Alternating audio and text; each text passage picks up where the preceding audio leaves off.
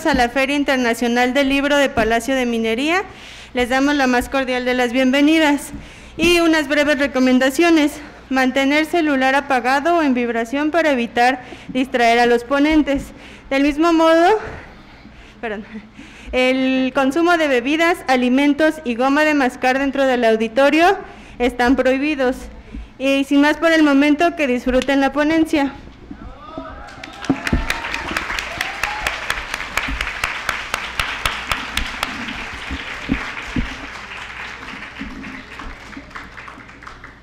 ¿Qué tal? Buenas tardes. Queremos darles la más cordial bienvenida a nombre de Penguin Random House, a través de su sello editorial Montena, de la Feria del Libro del Palacio de Minería, que qué bien se siente regresar. Nos faltaba terminar, este regreso era el que nos faltaba, y qué mejor que con un autor, uno de los mejores autores que hay actualmente, no solo en México, en todo el mundo, Jaime Alfonso Sandoval.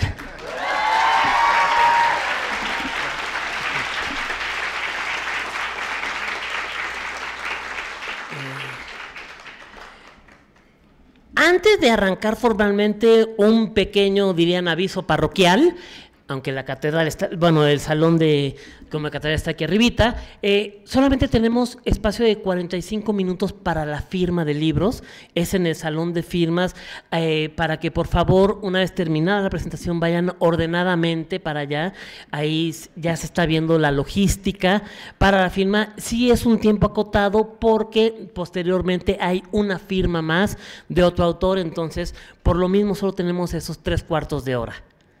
Pero bueno, mientras dirían a lo que nos truje.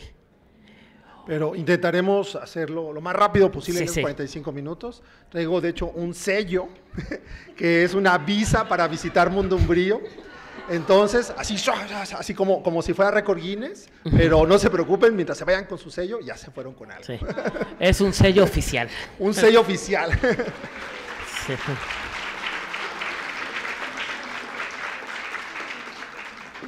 Decía ahorita que hacía falta este regreso. Uno pensaba cuando pues, nos confinaron a todos que había cosas que no iban a llegar. En este caso, la libertad de volver a salir, de volver a reunirnos, de volver a dialogar.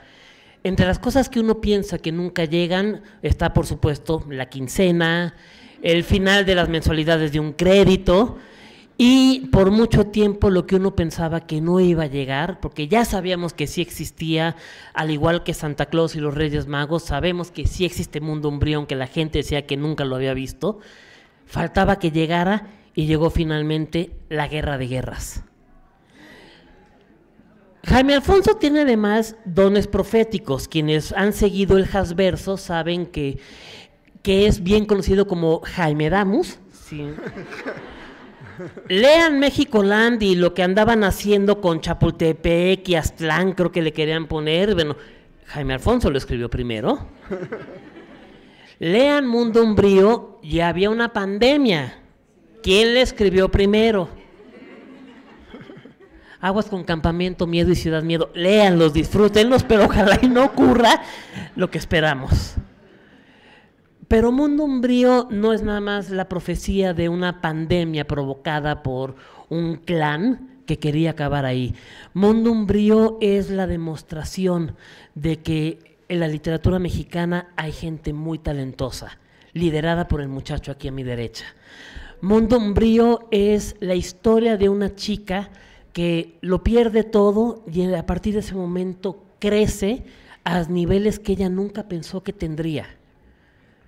Mundo Umbrío incluso nos puede dar una red flag, porque si tú le dices a alguien tienes una belleza umbría y se ofende, sabes que esa persona no es alguien con quien conviene estar. Mundo Umbrío es una historia que hace reír en un principio. Es una historia que nos hace querer visitar todos los lugares donde hay portales a ver si uno te traslada para allá. Mundo Umbrío es la invitación a querer dialogar con las flacas y que nos den una profecía y asumir el reto de interpretarlas, porque las condenadas dan dos y no dicen cuál es la buena y cuál es la profecía falsa. Mundo Umbrío, sobre todo, es una comunidad que ha reunido a mucha gente gente que se ha tatuado literalmente las cubiertas, que lo llevan en la piel. Estaba la canción cursi, así se lleva México en la piel, así se lleva el mundo umbrío en la piel. Y sobre todo, mundo umbrío es, ok, no vamos a tumbar a Bram Stoker del primer lugar, pero mundo umbrío está en el top 3 de historias de vampiros de la literatura universal. Y qué orgullo que es un autor mexicano.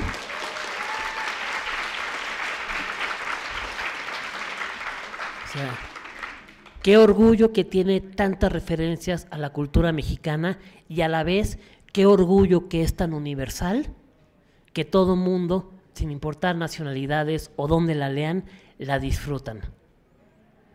Todo mundo, creo, se ha enamorado de His, de Lina, de Osric. Si alguien es Team Vania, bueno, no se le va a juzgar, obviamente. Respetamos la diversidad de pensamientos, de ideales. Ella, pues, hizo lo que tenía que hacer, en su cabeza obró bien. Hubo además quien dijo que qué cruel fue el muchacho con Vania, no sabemos. Pero sobre todo, Mundo Umbrío es una comunidad que reúne a todos los que amamos las letras. Y qué mejor que hablar de letras que con el creador de la mejor saga de vampiros de los últimos años. Con ustedes, Jaime Alfonso Sandoval. Muchas gracias.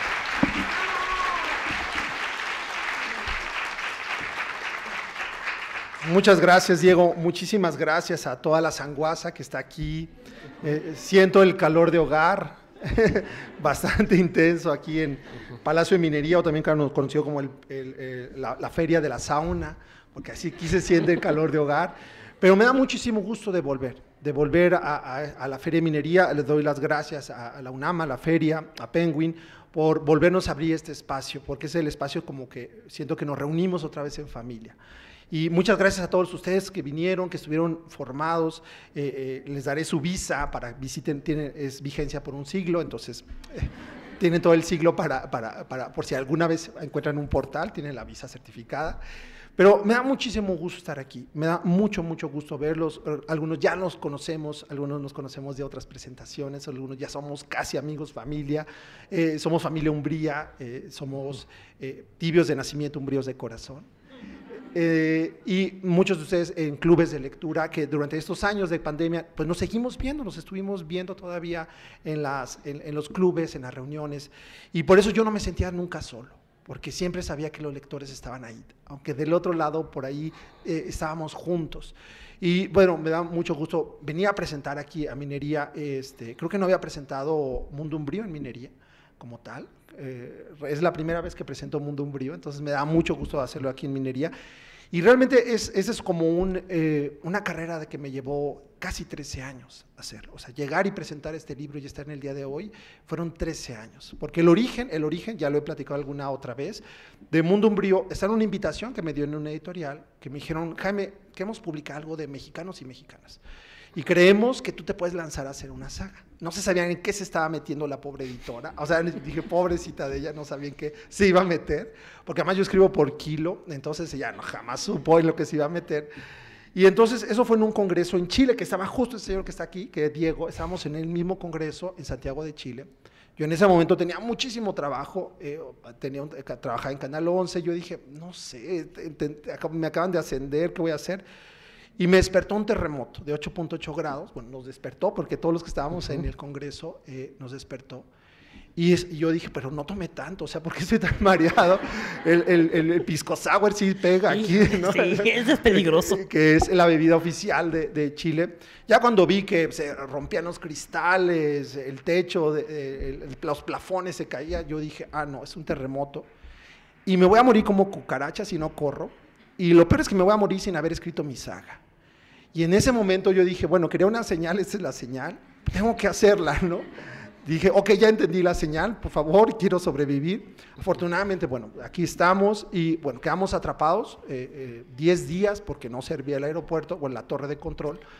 Y los mexicanos, que eran los que estábamos más lejos, no había un portal un espejo reflejante, ojalá para llegar hasta acá, pues teníamos que esperar. Y durante esos 10 días yo dije, es que tengo que escribir esa saga que yo llevaba dándole vueltas en mi cabeza desde 1997 que hice el Club de la Salamandra, que es mi primer libro.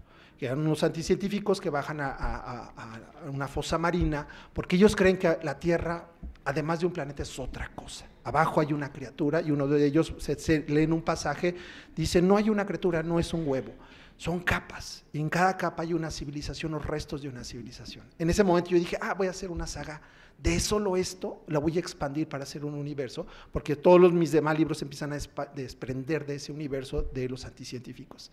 Entonces en ese momento yo dije, lo voy a hacer. Entonces en esos 10 días yo me puse a hacer las primeras como bocetos de ese universo. Yo dije, bueno, tengo que entrar y tengo que hacerlo. Yo regresé a México, bueno, cuando ya hubo aviones y vuelo, y durante ese tiempo fueron 600 réplicas que nos tocaron. Entonces, entre réplica y réplica, yo seguía haciendo, bueno, a ver cómo se vaya mi protagonista. Yo, ok, sigo vivo, ok, sí. No pasó nada más, la ciudad está muy bien hecha para terremotos, porque es zona telúrica muy, muy fuerte. Y cuando regresé, bueno, me di cuenta que sí tenía que dedicarle mucho tiempo. Y dije, lo voy a hacer. Creo que es el momento de hacerlo, tengo que hacerlo, y renuncié a mi trabajo. Al principio no creyeron que estaba loco, porque me dijeron, Jaime, pero ¿por qué te vas a hacer libros? Porque quiero hacerlo. Yo dije, tengo que hacerlo. La editora me dijo, ¿cuánto calculas que va a ser? Dije, van a ser 3 libros de 200 páginas cada uno. Ja, todos nos reímos, ¿verdad? Todos los que están cargando y que llevan una hernia por traer Mundo Umbrío se están riendo porque saben que no me pude contener, no me autogobierno cuando empiezo a escribir. Y entonces, obviamente, yo eso le dije, entonces me dijo, muy bien, para empezar a cotizar y empezarlo a promover y demás, pero ya cuando yo iba como en la página 580 del primer libro, yo dije, creo que me pasé. Pero es que empezó a crecer tanto el universo, dije, bueno, tengo que construir una civilización abajo de nosotros, y abajo de esa civilización hay otra, y tengo que explicar de dónde vienen, y por qué sabemos, solamente unos saben y otros no saben, y empecé a crear quiénes saben, quién no. Vamos a empezar la historia por alguien que no sabe, que es Lina, que además proviene de ahí, es un linaje que ella no sabe que viene de un linaje de los umbríos. Entonces yo empecé a desarrollar durante esos primeros años. El primer año fue solo para semblantear la historia, para construir el mapa completo de la historia, y he platicado que empecé a comprar pizarrones, hasta que compré 20 y tantos pizarrones, era demasiado, porque yo quería ver toda la historia, cómo iban a conectarse todo. Y en ese momento yo fue cuando me dije, bueno, ¿en qué me estoy metiendo? Y quien me lo dijo, advirtió, fue Toño Malpica. Toño Malpica, que nos conocemos de muchos años, somos colegas, y que él también tiene su saga, el Libro de los Héroes. Estábamos en una feria del libro y él me dijo, ¿qué estás haciendo? Yo dije, me lancé a hacer una saga. Yo sabía que él ya estaba haciendo, tenía el volumen 1. Me dijo, mira, Jaime, estamos en México, rico no te vas a hacer. No sabes en qué te estás metiendo. No sabes, porque claro, cuando haces una saga, que son varios libros, estás haciendo un compromiso con los lectores. Tú no los puedes dejar botados, tú no puedes decir, ay, ya no sé qué viene, o sea, es un compromiso con los lectores. Tienes que hacer una saga, tienes que mantener el nivel, si puedes hacerlo todavía mejor cada volumen, y es un compromiso con un lector y no dejarlo tirado. Y más si dicen, bueno, si vamos a hacer como escritores o escritoras mexicanas, también hay escritoras que hacen saga en México, afortunadamente, decimos, bueno, como representantes de escritores de un universo tan complejo, que tenemos que quedar bien. Que de nuestra parte no sé. Entonces yo dije, pues no sé en qué me estoy metiendo, pero ya no duermo por lo menos, eso sí sabía, porque la historia empezó a crecer, a crecer, a crecer, a crecer.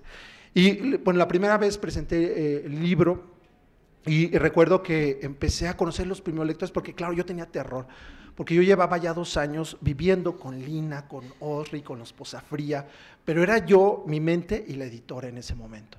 Y yo dije, bueno, no, pero ya no me dice nada, me dice, vas bien, y ya, ¿no? Y yo decía, pero no me estaré volviendo loco, y nomás me dice, pues vas bien, nadie más conocía este universo. Entonces fue un momento cuando ese universo entró a la mente de los demás, a los lectores y lectoras, y entonces ellos ya entraron a mi universo, y ya fue el universo de nosotros. Entonces ya empezaron a hablar de globusodas, empezaron a hablar de gismundos, empezaron a hablar de vórtices, me enseñaban sus nevos o sus lunares rojos, sanguíneos que tenían la marca. Entonces empezamos a hablar incluso las palabras y vocablos de este universo. Entonces me di cuenta que empezó a crecer. En efecto, cuando empezaron a llegar los primeros lectores y lectoras con tatuajes de Mundo Umbrío, yo dije, espero que seas mayor de edad, si no, tu papá me va a demandar horrible, porque me empecé a asustar, pero yo dije, bueno, esos sí son, pero lectores muy intensos. o mandaban a hacer productos, o hacían algo y me querían compartir. Entonces en ese momento yo dije, no importa si no soy millonario, como dice Toño, están llegando estos lectores que yo no conocía. Yo llevaba ya más de 10 años y no había conocido el amor cuando tienes un lector o una lectora apasionado. Entonces yo por el otro lado dije, bueno, mi compromiso es escribir con esa misma pasión. Con la misma pasión que me leen, con la misma pasión yo tengo que escribir y mantener y sostener esta historia hasta el final. Así me queda al final con 5 lectores, yo decía, porque claro, tú no sabes cuántos te van a seguir. Escribes un libro y ya para el segundo no todos siguen la obra, pero tienes el compromiso con los que siguieron, con los que dicen, te voy a seguir a tu locura, si no me decepciones. Y entonces yo estuve en la noche así, ok.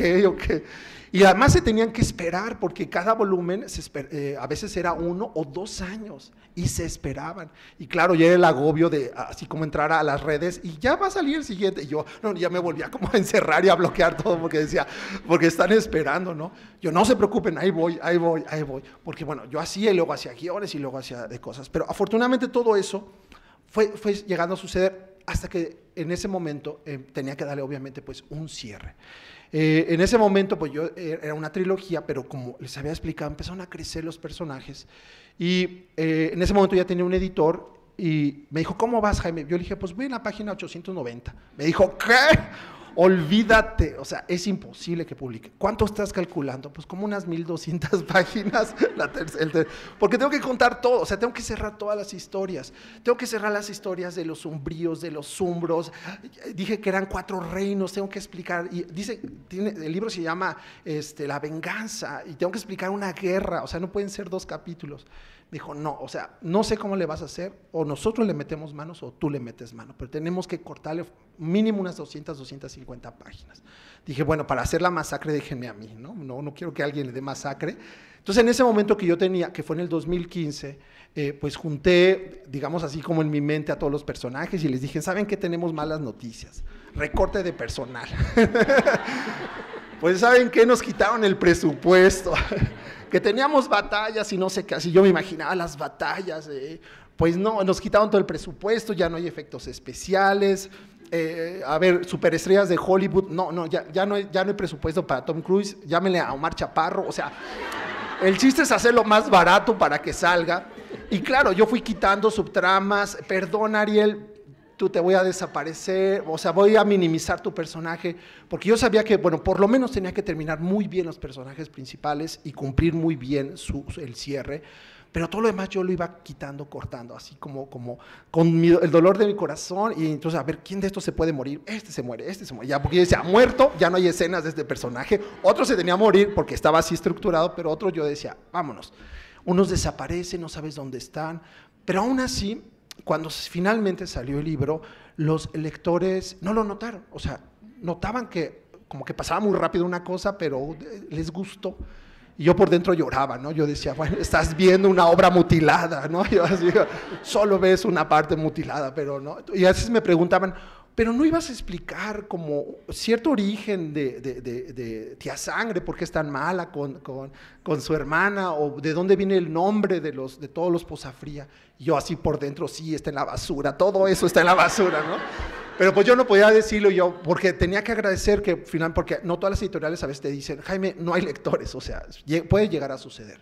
Que no hay lectores que van siguiendo ya sea incluso en una saga extranjera, y hay sagas que las cortan porque no ven que hay viabilidad. Entonces en ese momento, bueno, salió, pero en ese momento el problema era que la editorial era una editorial más de tinte escolar. Entonces los libros eran muy difíciles de encontrar en librerías, muy complicados. Algunos decían que tenían que hacer una invocación necromántica para ver si en una Gandhi o en un sótano, en alguna librería aparecían los libros, porque luego escaseaban muchísimo y se vendían o intentaban venderse en escuelas, que era el canal normal de esa editorial. Pero imagínense llegar a un colegio de monjas, mire, le traigo una saga de vampiros, sangre, necromancia, magia negra. La verdad estuvo muy difícil, y además tiene 500, 600 y 890 páginas. No, pues la mayoría me dijeron, ¿qué? O sea, no, olvídalo. Entonces, bueno, finalmente yo con Diego empiezo a publicar Méxicoland, que es una distopía de México, o también como se llaman las cuartillas de Jaime Damus, porque todo lo que estaba ahí se está sucediendo. Y Diego me preguntó, ¿qué onda con esta saga? ¿No? Porque había gente que llegaba y me preguntaba, es que no la encuentro, es que no la encuentro, es que no la encuentro. Entonces yo le platiqué y le dije, bueno, es que ya va de salida porque está muy difícil vender en las redes.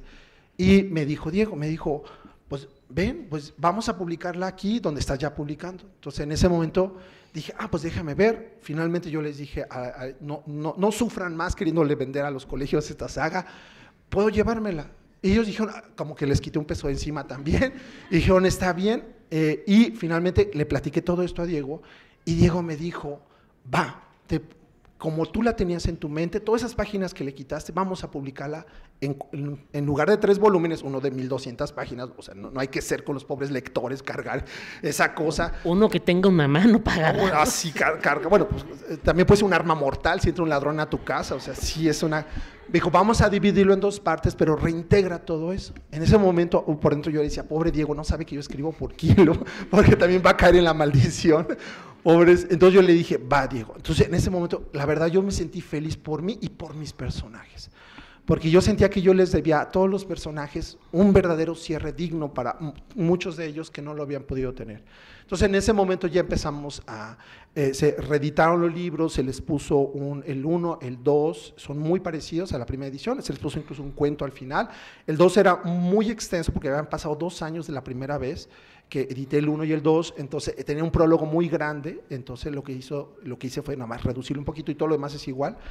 Y ya el 3, en efecto, integré todo lo demás y lo dividimos en La Venganza y Guerra de Guerras. Y la verdad estoy muy contento porque era como todo lo que yo le debía a los personajes. Yo ya le dije a Ariel, que era un personaje que yo le tenía mucho aprecio, ya tienes una historia de cierre y otras historias que van llegando. Yo dije, bueno, ya con esto los lectores y las lectoras van a decir, bueno, ya suficiente. Pero luego me decían, bueno, ¿y qué más sigue? Que seguramente va a ser la pregunta, pero por lo principal es que ya está completo. Entonces, en ese momento, creo que yo me sentí muy en paz con el libro, con el proyecto, con una carrera y un proyecto que me había tomado 13 años de mi vida, escribiendo y reescribiendo todo esto para poder llegar a una edición definitiva.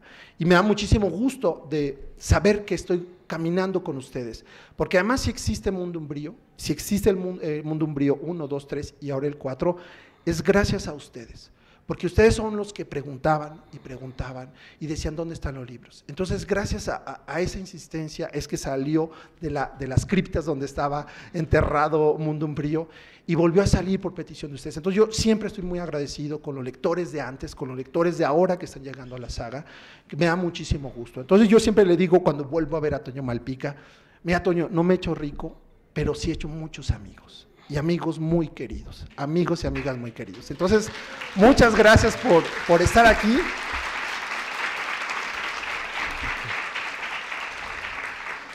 Muchas gracias por acompañarme, me va a dar mucho gusto a los que vengan a la firma, acuérdense que va a ser la firma más rápida del oeste, pero intentaremos hacer esa marca. Y muchísimas gracias por acompañarme en esa aventura que es de todos nosotros, de ustedes en especial. Entonces, muchísimas gracias.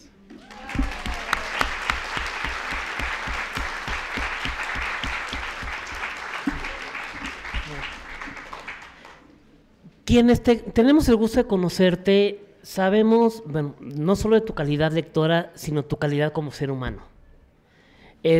Jaime Alfonso, quienes lo han tratado, es un gran amigo, es una persona entrañable, es alguien muy noble. ¿Cómo siendo tan noble puedes hacer tantas batallas tan sangrientas y hacer sufrir a los personajes de esa manera? Pues yo les digo, no se vean con la finta de las aguas mansas, o sea, porque sí, yo tenía una vez escribí una telenovela política, y me tocaba hacer todos los villanos, y perdí un amigo por eso, porque me dijo, yo pensé que tú eras buena persona, porque yo veo a esas escenas y los villanos, y digo, solo alguien muy siniestro podía escribir estas cosas. Yo le dije, oye, pues es como los actores, a veces tienen que salir de asesinos, no son asesinos, o sea, es la parte. Pero lo que pasa es que a mí me gusta mucho el terror, el terror, y yo creo que todas esas pulsiones, yo creo que todos los personajes de Mundo Umbrío y de todos mis libros tienen una partecita de mí. A veces pequeña, a veces mucha, gran parte. Y creo que mis partes más siniestras las puedo como explorar en los villanos, que también tienen una parte de mí. Entonces, por ejemplo, bueno, no soy como Vania, obviamente, no soy tan... A mí me divierte mucho Vania, a la gente la odia. Un libro una vez lo encontré casi asesinado en una firma de libros. Yo dije, ¿qué le pasó? Le pasó un camión encima, estaba realmente muy mal el libro. Y era porque se enojó tanto con Vania, la lectora, que se agarró al libro a golpes. Lo lanzó, lo pisoteó, todo lo que no le podía hacer al personaje. Yo le decía, no te preocupes, no existe, o sea, Vania es un personaje, no te la vas a encontrar, no te va a hacer daño. Pero tenía que sacar, o sea, porque le generó un sentimiento. Entonces, bueno, yo creo que todo eso sale de imaginar. Tú puedes imaginar lo mejor y lo peor como escritor. Tú puedes imaginar lo más bello y lo más siniestro. Creo que entre más imagines como todos los espectros que estén en tu cabeza, tienes más capacidad de creación y de contar historias. Entonces, no sé de dónde viene. Algunos me dicen, por ejemplo, una vez me preguntaron, oye Jaime, ¿por qué todos tus personajes son huérfanos? O les falta un papá o una mamá, o no tiene a ningunos. Y no me había dado, yo dije, no es cierto. Y yo, claro, y me empezaron a enumerar, no sé, y son huérfanos, y yo dije, necesito ir a terapia. En ese momento, ¿no? Me di cuenta en ese momento que, pero no sé, porque igual si voy a terapia me curan y ya no escribo tan siniestro, entonces mejor, mientras no sea urgente, igual me la puedo ir liberando, pero algo en mí está ahí para escribir todo eso. Algo de ti como persona, obviamente, pero también no solo en tu oficio como escritor, que bueno, el Hasverso existe, todo está conectado. O sea, todos los libros de Jaime están muy bien conectados, pero también hay algo del Jaime lector, ¿no? Del Jaime amante del cine, amante de la literatura. ¿Cómo hace Jaime Alfonso Sandoval para todas estas influencias, saber qué tomar, saber dónde poner un freno para darle tu propio sello? Realmente mis libros tienen, pues, cuando uno empieza a leer, por ejemplo, yo como escritor, son mis maestros y mi admiración por los escritores. Yo empiezo a leer y me deslumbro con los primeros libros que leo. Y yo quería hacer también algo como eso. Entonces, todo escritor o toda escritora primero es un lector o una lectora. Y siempre tienes que agradecer quién fue quien te enseñó ese camino, el que te abrió el camino de la lectura. Y puede ser desde un maestro, un familiar, o un escritor o una escritora que fueron con los que conectaste. Entonces, ahí hay referencias a otros libros, hay referencias a Jane Austen, hay referencias a Bram Stoker. Clontarf es el pueblo donde nace Bram Stoker, por eso se llama Las Estaquetas de Clontarf, porque yo no me quiero esconder, yo al contrario, yo le quiero dar siempre el mérito a todos los escritores y escritoras en donde me fui formando como lector. Porque ahí están todas mis bases. Para ser escritor tienes que ser lector, siempre. Eso sí es un must. Siempre tienes que ser un deber, ser un lector primero. A menos que seas un genio, pero aún así yo creo que los genios también deben ser primero lectores antes de que escribir. Y tienes que ser agradecido con todos esos libros que te enseñaron cosas de la vida o cosas de ti mismo que incluso no sabías cómo expresarlas, los libros te lo enseñan.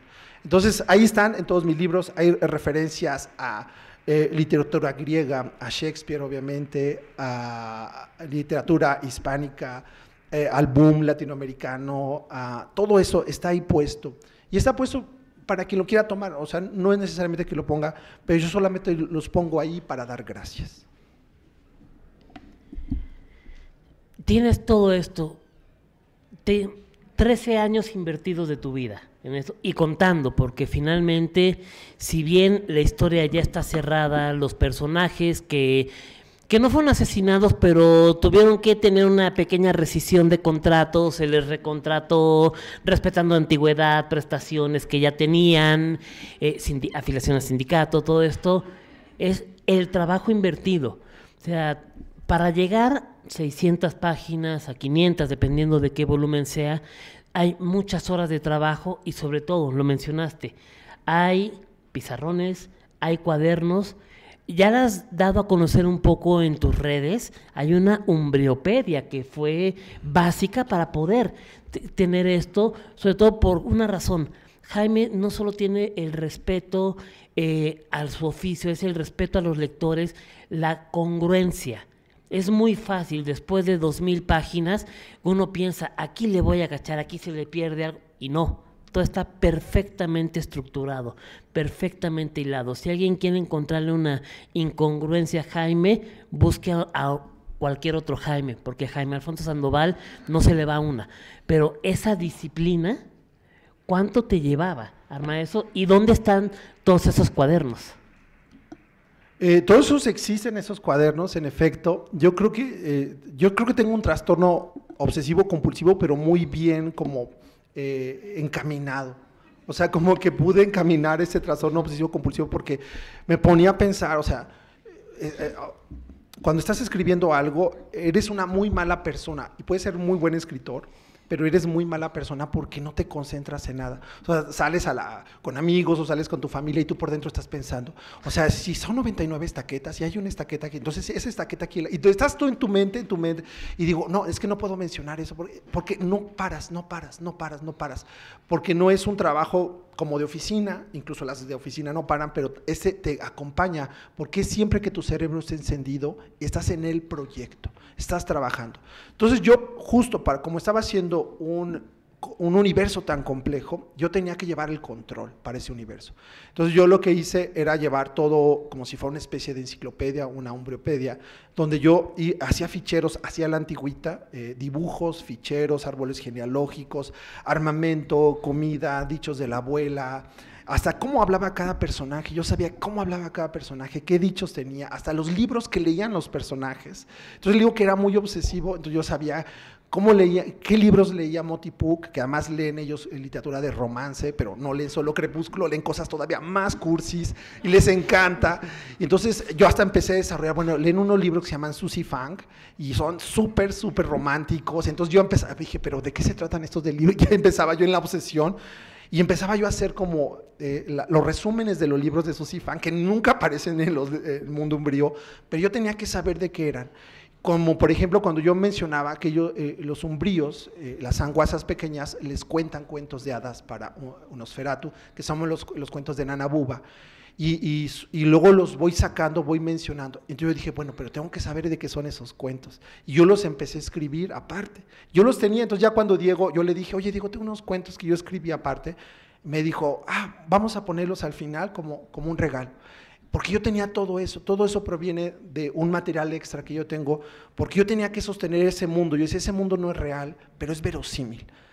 Al momento de que tú lo reas, tú te das cuenta que todo tiene una lógica interna. Entonces yo ponía mis estructuras de cómo funcionaba la magia, cómo funcionaban las espadas, cómo funcionaba la alquimia, cómo funcionaba cada uno, qué había abajo del mundo umbrío, cómo es el mundo umbro, qué tipo de biología posible existía aquí, qué otro allá. Todo eso me llevaba muchísimo tiempo hacerlo, la verdad por eso me tardé, yo creo que mucho tiempo, pero cada hora o día o mes invertido en eso, yo sentía que le daba solidez a mi proyecto, porque el objetivo era, si yo voy a hacer un proyecto así tan como una saga, tiene que ser al mismo nivel que cualquier saga, al mismo nivel. A lo mejor yo no soy un genio como Tolkien, que además él hizo incluso un idioma, el élfico, y que incluso él sabía escribirlo y demás. Yo dije, bueno, no voy a llevar a un nivel de lingüista, ojalá yo pudiera hacer el idioma umbrío.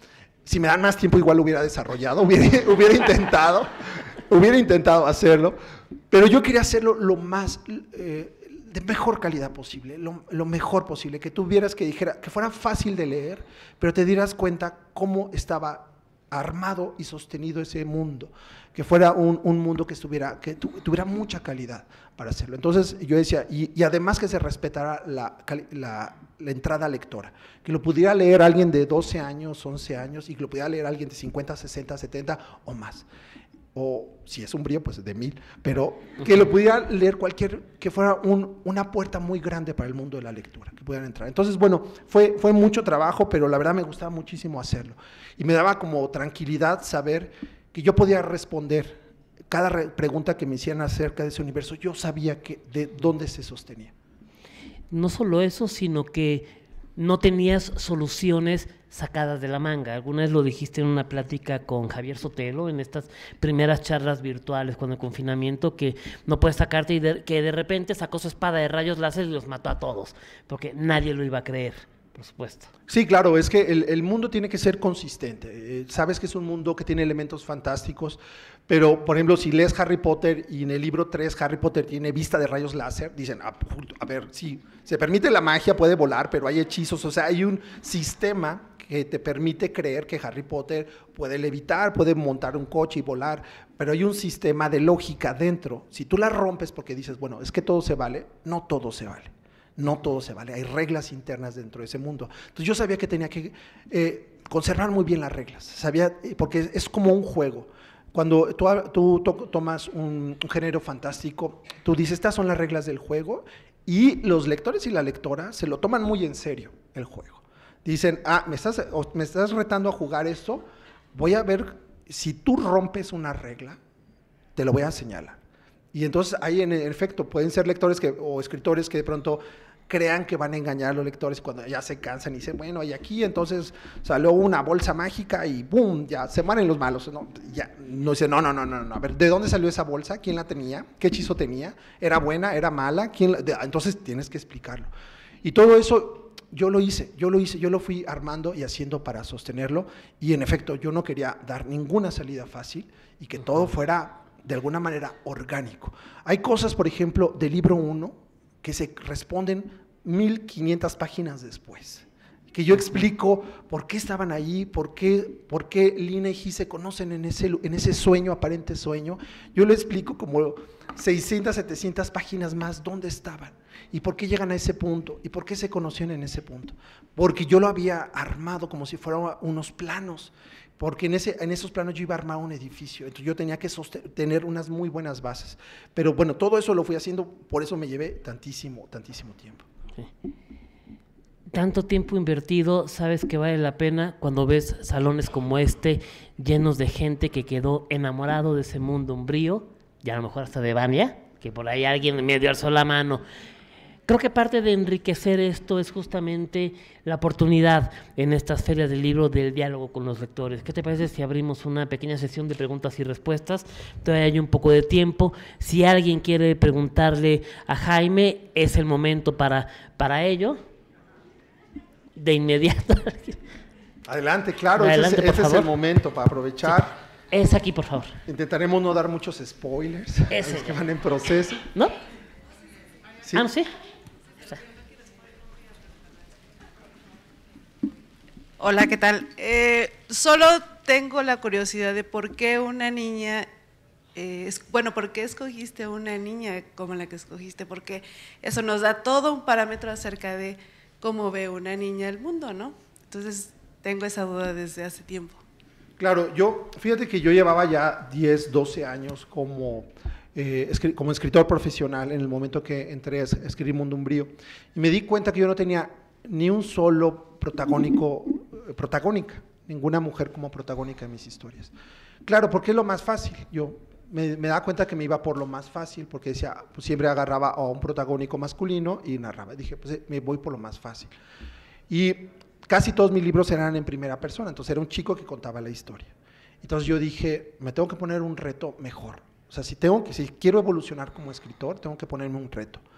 Y tengo que hacer una protagonista femenina, con las características de Lina, además, que es una niña genio, que en el fondo es una joven, porque emocionalmente tiene 13 años, arranca con 13 años y va creciendo en el transcurso de los libros, que tiene un coeficiente intelectual muy alto, no es perfecta y a veces puede pecar de que sabe todo y no es cierto, la pueden engañar porque hay alguien siempre igual de inteligente que ella o más.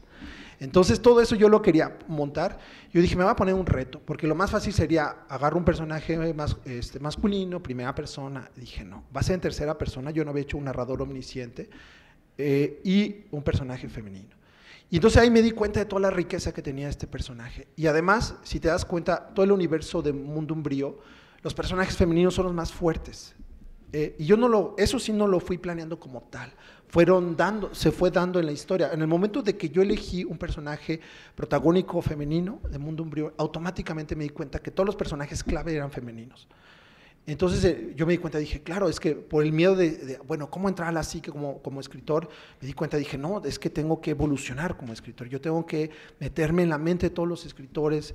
y tocar diferentes voces, puntos de vista y todo eso. Y fue un reto para mí hacerlo, la verdad, porque antes hice 8 intentos de Mundo Umbrío, diferentes, otros personajes eran los protagónicos, contaban la historia de otros personajes, y no me funcionaba, lo veía, hasta que me puse ese reto y me empezó a gustar cuando encontré la voz que narraba la historia. Y fue a partir de eso. Entonces yo estoy muy contento, justo porque sea Lina mi personaje, y creo que resulta que el protagonista es femenino de mi proyecto más ambicioso que he hecho, que es Mundo Umbrío. Entonces, fue por eso justo, para poder crecer como escritor.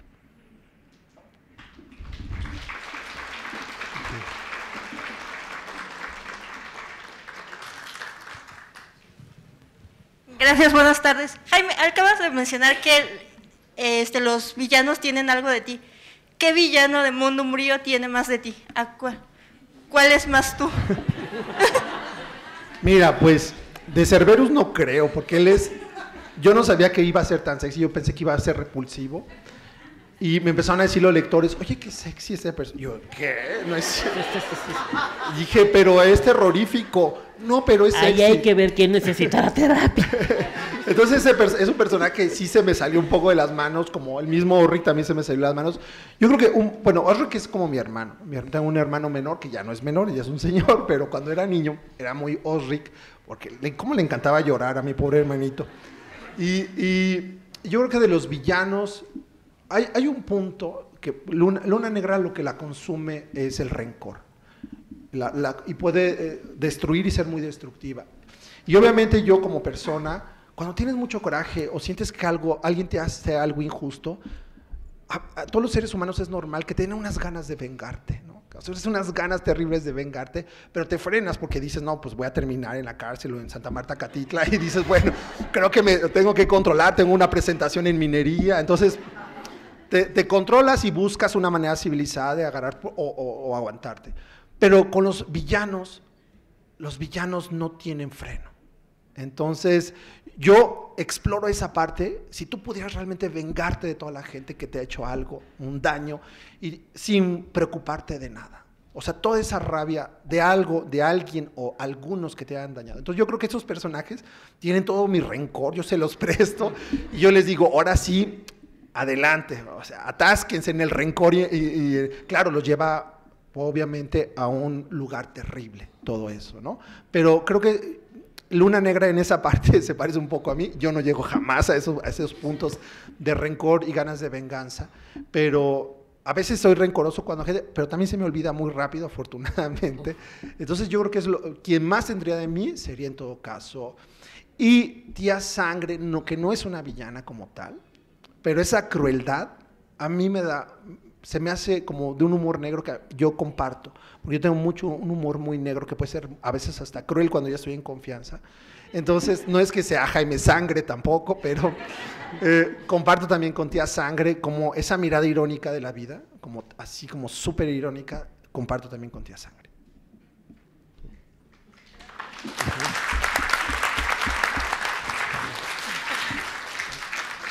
Bueno, mi nombre es Alejandro. Más que nada, estoy aquí porque me gustó un solo libro he leído de ti.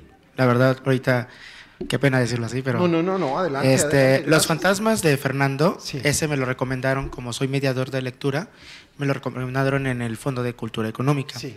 Vengo aquí a la minería y voy al stand de Penguin Random House y la chica que está ahí me lo narra tan bien que digo, bueno, ya traje una bolsa con 5 libros. Y pues la verdad, ahorita escuchándote todo, la verdad sí, te me haces casi, haces como una mezcla perfecta, tú como escritor y nosotros como tus lectores. La verdad, muy poca, bueno, sí hay escritores, pero no tantos, tan apasionadamente como tú, en la forma en que vas narrándonos y vas dando tiempo de que nosotros te escuchemos y contagies eso. Muchísimas gracias, muchas gracias. Gracias. Pensé que me ibas a reclamar, que es muy triste los fantasmas de Fernando. Sí, ok. Dije, ahorita, y aquí está una demanda por daño emocional. Madre mía. Gracias, muchas gracias. Estamos a punto de terminar, quedan 5 minutos. Vamos a ver si se puede. 2 preguntas. Aquí hay una y que el pobre que nos está apoyando con el micrófono decida quién es la otra persona. Yo no me meto. Pero tendremos tiempo más para 2 preguntas y después les recordamos, les invitamos a la firma, que en el salón de firmas tendremos 45 ¿Hay que subir? minutos. ¿Se Sí. sube uno? Se sube. Ok. Sí, sí, sí.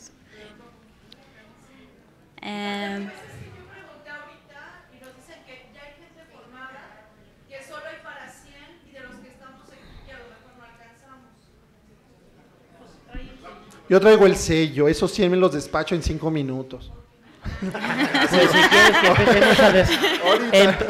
Saquen el libro y empiezan los sellos.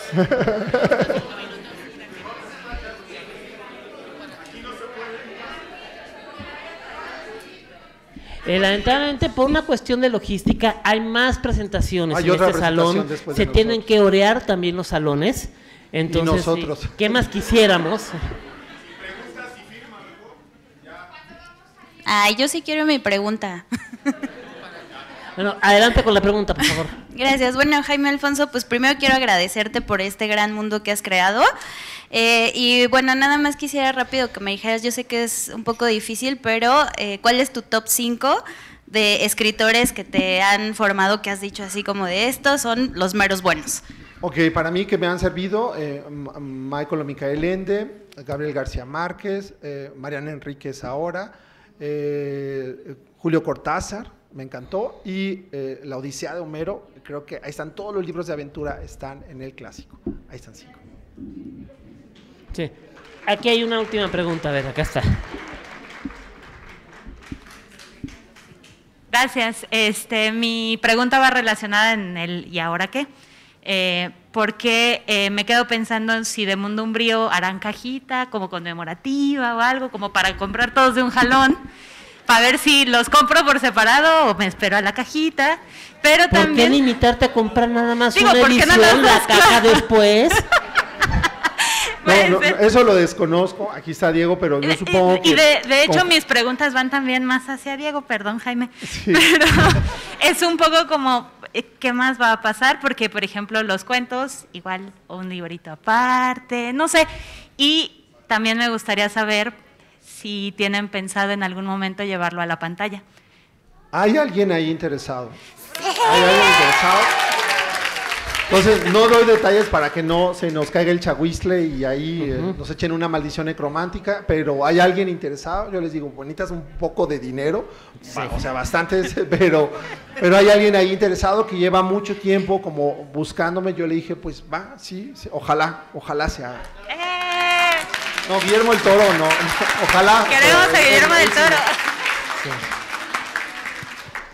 Pues, y completando, 2023 no va a haber una caja, si quieren esa tranquilidad. 2024 Dios dirá. Pues no resta más que agradecerles, tenemos que respetar los horarios establecidos por la feria. Gracias por su asistencia a la presentación. Esperemos que pueda la firma para todos, por favor.